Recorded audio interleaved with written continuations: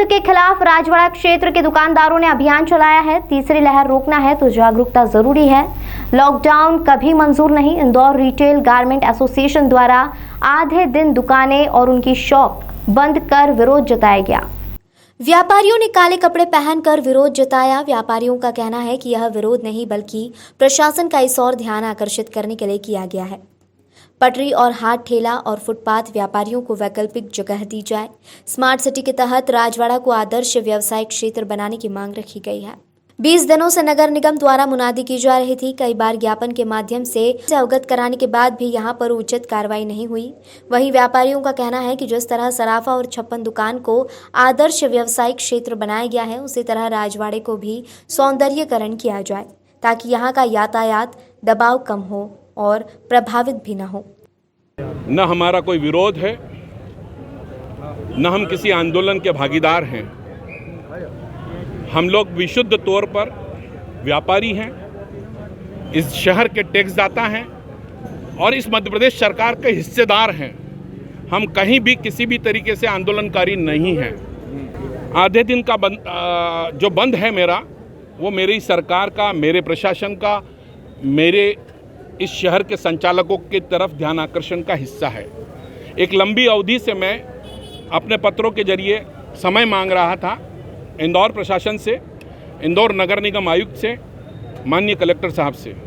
मुझे समय नहीं दिया गया। 20 दिनों से मैं लगातार मांग रहा हूँ। मैं नहीं, मेरी सातों संगठन सामूहिक तौर पर, जिसकी जिम्मेदारी समन्वय की मुझे है, हम सातों संगठन मिलकर एक सामूहिक चर्चा करना चाहते थे। जिस सातों संगठन के अनुरोध पर इस राजवाड़ा क्षेत्र के यातायात को सुगम बनाने की पहल माननीय आयुक्त मैडम प्रतिभा पाल जी ने की थी। 20 दिनों तक मुनादी की।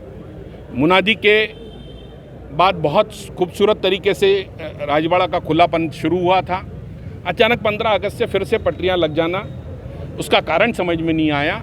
उस कारण नींद लात नहीं मारते। हमारा आज भी कहना है, वो भी हमारे अपने हैं, उनका पेट पले, ये हमारा भी उद्देश्य है, लेकिन एक व्यवस्थित तरीके से उनको हकस झोन देने की बात करना चाहिए। इस शहर से मेरे साथ ये लोग खड़े हैं, 135 दुकानें जिनकी हटी हैं वो साथ में हैं। इस पूरे बाज़ार में 135 दुकानें स्मार्ट सिटी ने हटाई थी, स्मार्ट सिटी प्रोजेक्ट में। स्वाभाविक बात है कि वो हटाई इसलिए थी कि सड़क चौड़ी होना चाहिए।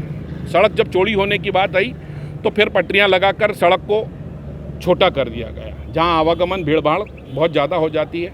ऐसी स्थिति में हमारा को लगता है कि कोरोना शुरू की है, लेकिन अवरोधक स्थिति को कोई भी बर्दाश्त नहीं करेगा। इंदौर प्रशासन से सिर्फ और सिर्फ एक मांग है कि इंदौर के राजवाड़ों को आदर्श व्यावसायिक क्षेत्र बनाना है। इसके अलावा कोई मांग नहीं है, कोई विरोध नहीं है। हम सब शासन के हिस्सेदार हैं। माननीय मुख्यमंत्री जी जो इस शहर को अपना शहर, सपनों का शहर मानते हैं, उन तक मेरी आपके माध्यम से आवाज़ पहुँचे, मेरा आग्रह पहुँचे कि इस राजवाड़ों को एक आदर्श व्यावसायिक क्षेत्र बने, ओपन स्काई मॉल के तौर पे पुरातन व्यापार चले और ये पुरातन व्यवसायी जितने लोग बैठे हैं सब टैक्स पेयर हैं, शासन का खजाना भरते हैं। किसी प्रकार की कोई तर्क कुतर्क नहीं करेंगे, लेकिन अगर हम गलत नहीं है तो शासन को खुले रूप से साथ देना चाहिए। इंदौर के 450 प्रबुद्ध नागरिकों को हमने पत्र लिखा और उनका जवाब हमारे पास बहुत सकारात्मक आया। मुझे नहीं लगता कि ये नहीं सुनते, ये नहीं सुनना हमारी कल्पना है। मुझे मालूम है कि जब मेरी बात पहले सुनी गई थी, 20 दिन पहले सुनी गई थी, तो आज भी सुनी जाएगी, क्योंकि मैं उसी शासन का हिस्सेदार हूँ। मैं शासन से अलग नहीं हूँ, मैं शासन का विरोधी नहीं हूँ। शासन न मुझे विरोधी मानेगा, न मैं शासन का विरोधी हूँ। हो सकता है किसी कार्य योजना के तहत उनका कोई होगा, मैं मानता हूँ। अंदर ही अंदर खाने में प्रशासन जागृत है और प्रशासन कोई न कोई वैकल्पिक व्यवस्थाओं की तलाश में है। वो हमारी बात सुने, इसमें समय लगा होगा, लेकिन जरूर सुनेगा, ये मुझे विश्वास है। गौरतलब है कि राजवाड़ा क्षेत्र के व्यापारियों की करीब 135 दुकानें हटाई गई थी, लेकिन उस पर फुटपाथ व्यापारियों ने अपना कब्जा जमा लिया था और व्यापार कर रहे थे, जिसके विरोध स्वरूप व्यापारियों ने आधे दिन का व्यापार व्यवसाय बंद कर काले कपड़े, हाथ में काली पट्टी बांधकर मानव श्रृंखला बनाई।